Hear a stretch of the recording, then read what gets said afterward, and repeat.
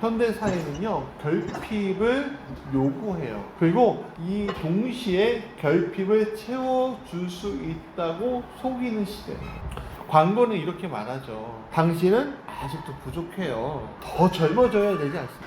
더 가져야 되지 않아요? 더 성공해야 되지 않아요? 세상은 끊임없이 우리 안에 결핍을 불어넣어요. 우리 아이들한테 너 충분해 하는데 부족해요 라고 얘기해요. 그냥 그렇게 생각하는 거죠. 그 생각이 우리를 지배하게끔 이 현대사회가 우리를 속이고 있어요. 끊임없이 너는 결핍되어 있다. 사랑에도 결핍되어 있다. 물질에도 결핍되어 있다. 결핍되어 있어. 그러니까 너가 성공해야 돼. 뭐 해야 돼. 뭐 해야 돼. 이 물건을 사면, 이 성과를 내면, 이 SNS 팔로우 있잖아요. 그 팔로우 수를 채우면 너의 결핍은 채워질 거야. 스마트폰은요, 참 신기하죠? 신형이라고 딱 샀는데요, 그 다음날부터 구형폰이에요. 다른 모델 나오면요, 구형폰이에요. 6개월마다 하나씩 나오잖아요. SNS 좋아요 받으면 막 내가 칭찬받는 것 같아요.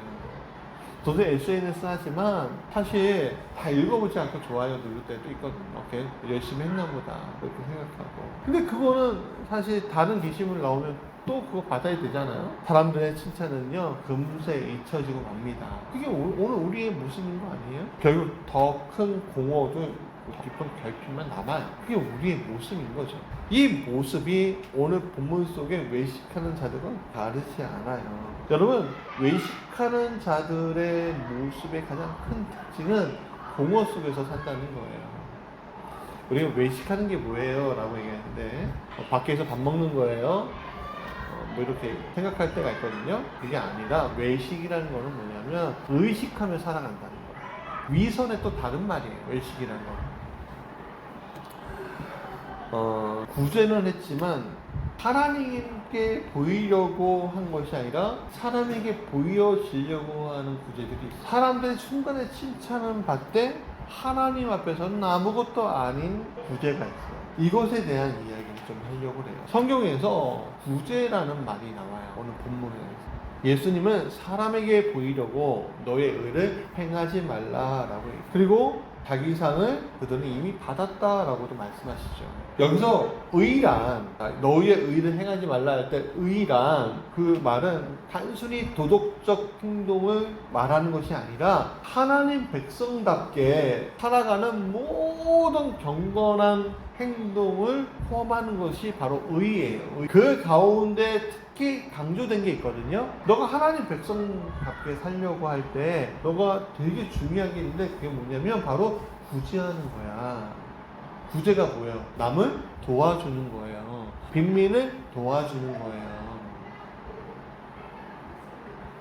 근데 이거는 단순히 돈을 주는 게 아니라 그 사람이 가지고 있는 하나님이 주신 긍휼과 자비가 흘러 넘쳐서 행동하는 것을 이야기하는 거예요. 그래서 성경은 구제를 한결같이 강조를 하는데 신명기 15장 11절에 궁핍한 자에게 내 손을 펼치지라 라고 얘기하고요. 잠언 19장 17절에 가난한 자를 불쌍히 여기는 것은 여호와께 구워드리는 것이다 라고도 얘기해요. 그러므로 구제 자체는 결코 잘못이 아니에요.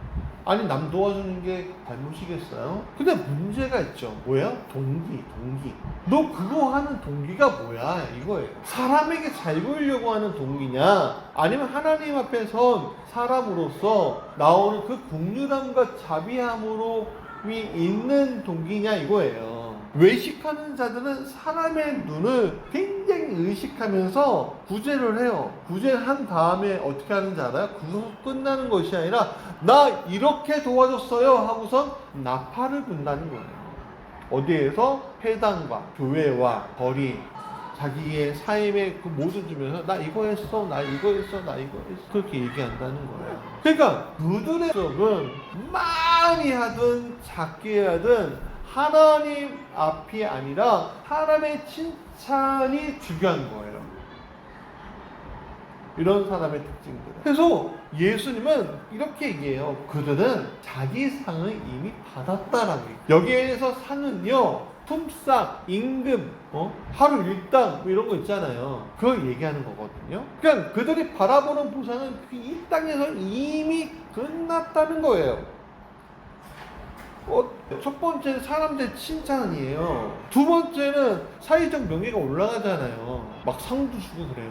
세 번째는 내적으로 만족이 돼요. 왜냐하면 사람이요, 참 신기한 게 하나님께서 나를 위해서 쓸 때는 좀 공허한데 남을 위해서 쓸 때는요 뭔가 좋은 마음이 그 들어가 있기 때문에 공허함이 채워지거든요, 사실은. 근데 참 이상하죠? 칭찬받으려고 하는 구제의 특징들은 사람들이 박수 주고 잘했다 이야기하지만 이상하게 내 마음 허전하면 더해 준다는 거예요. 왜 그런 거예요? 그런데도 불구하고 사람들은 거기에 굉장히 목을 말라하죠. 왜? 이 세 가지: 칭찬, 명예, 만족 때문에. 우리는요 끊임없이 이 세 가지를 추구하며 살고 있어요. 지금 남 얘기하는 게 아니에요. 우리 얘기하는 거예요. 예수님은 우리 얘기하시는 거란 말이에요. 박수 소리가 멈추면 허전하고요, 명예가 식으면 불안하고요, 만족이 사라지면요 다시 공허해져요. 여러분, 연예인들 우리가 보잖아요. 연예인들 얼마나 대단해요. 그들은요 정말 돈도 많이 벌어요. 사람의 주목을 받으면 받을수록 돈은요, 사회적 위치는 더 올라가요. 근데 요 근래도요 2025년도에도 참 안타까운 건요, 이 연예인 중에 돌아가신 분들이, 자살로 돌아가신 분들 굉장히 많아요. 깜짝 놀랐어요. 자연사 하신 분보다 자살하신 분들이 많더라고요. 유명한 사람. 왜 사람들은 칭찬을 갈망할까? 심리학자 중에 메슬로우라는 분이, 이분이 인간의 욕구가 5단계가 있다는 거예요. 생리적 욕구가 있고, 안전의 욕구가 있고, 사랑과 소속의 욕구가 있고, 존경의 욕구가 있고, 자아실현의 욕구가 있다는 거예요. 사람들은 그렇게 성장한다는 거예요. 최고 높은 건 자아실현의 욕구인데, 근데 오늘 우리가 어디에서 머무르냐면 사실은 존경의 욕구예요. 존경받는다는 거에 대해서 우리가 굉장히 그것을 바라보고선 살아가고 있다는 걸 얘기하죠.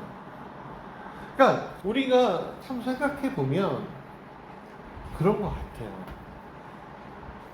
내가 그 어린아이의 티를 벗으려고 굉장히 성숙하려고 노력하잖아요. 그래서 성숙하면요, 성숙한 거에 대한 보상이 따라왔으면 좋겠다라는 생각이 들거든요. 그래서 더 나를 위해서 그동안 살아왔는데 이제 남을 위해서 살아가려고 해요.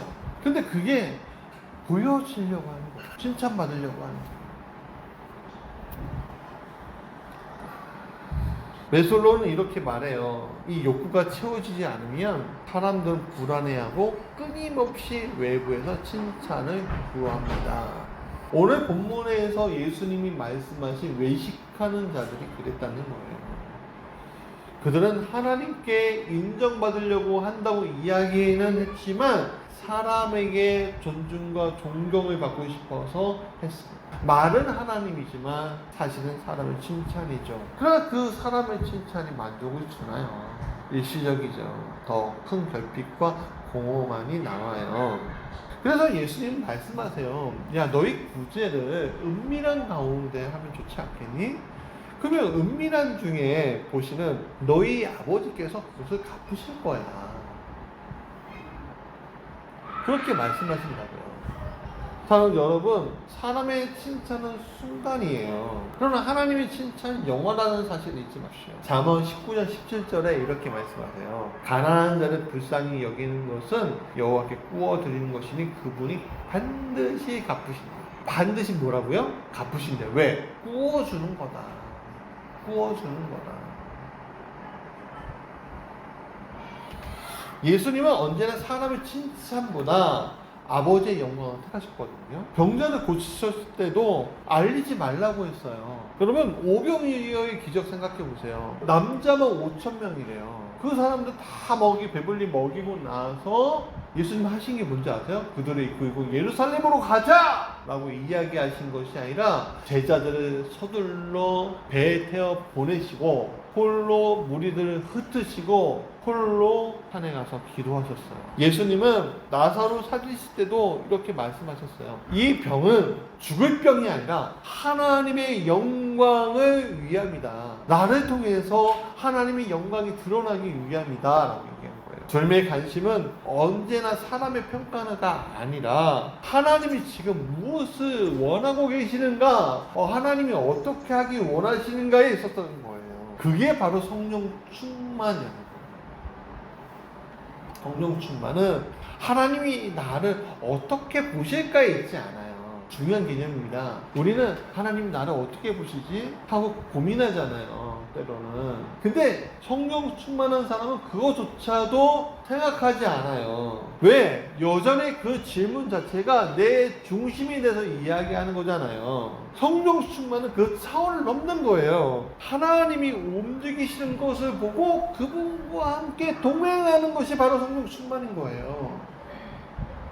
하나님이 움직이는 대로 내가 따라가는 거예요. 나를 맡기는 거예요. 행동하는 거예요. 누가? 하나님이 일하시는 보는 사람들.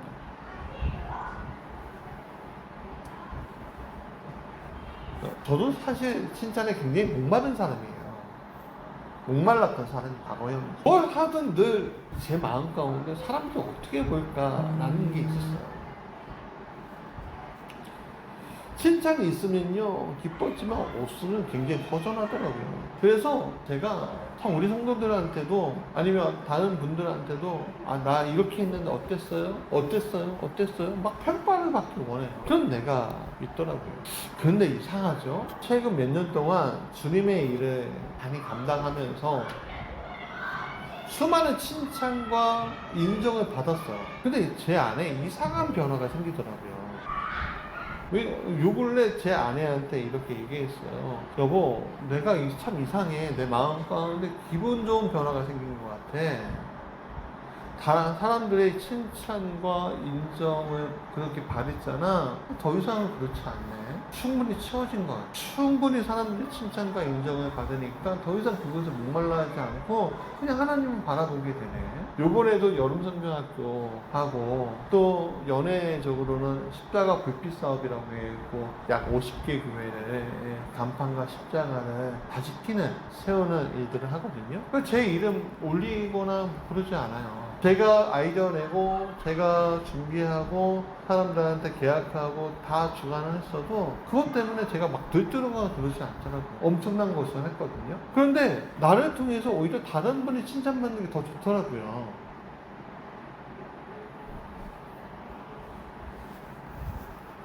그때 깨닫게 돼요.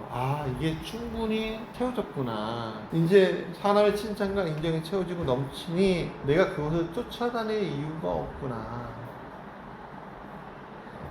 하나님이 움직이시는 걸 보고 그분과 함께 걸어가는 것이 더 중요하구나. 오늘도 주님 뒤따라가야 되겠다. 그런 생각이 제 안에가 그냥 가득 넘치더라고요. 성령 충만의 열매라는 건요, 하나님께서 기뻐하는 것에 대해서 내가 기뻐하는 거예요. 이 성령 충만은요, 우리 안에 참된 자존감을 높여줘요. 우리가 자존심으로 살아가잖아요. 근데 이 자존심이 아니라 자존감으로 바뀌는 거예요. 자존감. 사람의 칭찬에 목마르지 않고요. 하나님이 하시는 일을 보고 그분과 동행하는 것들이 너무 좋은 거예요. 거기에서 돈이 없어도 돼요. 거기에서 사람의 칭찬이 없어도 돼요. 거기에서 무엇이 없어도 돼요. 주님과 동행하는 게 좋은 거예요. 저는요, 요즘에 드디어 이렇게 고백할 수 있어요. 예전에 그냥 구호처럼 외쳤거든요. 나는 하나님 한 분만으로 충분합니다. 사실 옛날에는 그게 구호였어요. 충분하지 않았거든요. 근데 요즘에는요, 진짜 요 근래는 어떻게 또 변할지 모르겠어요. 이렇게 고백할 수 있어요. 나는 하나님 한 분만으로도 충분합니다. 하나님 한 분만으로 충분합니다. 그게 제 고백이 되어가고 있습니다.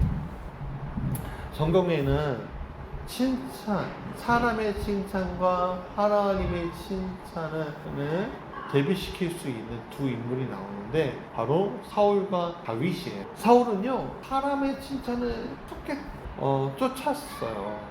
사울은 백성들에게 자신의 힘을 강조하고 싶었고요.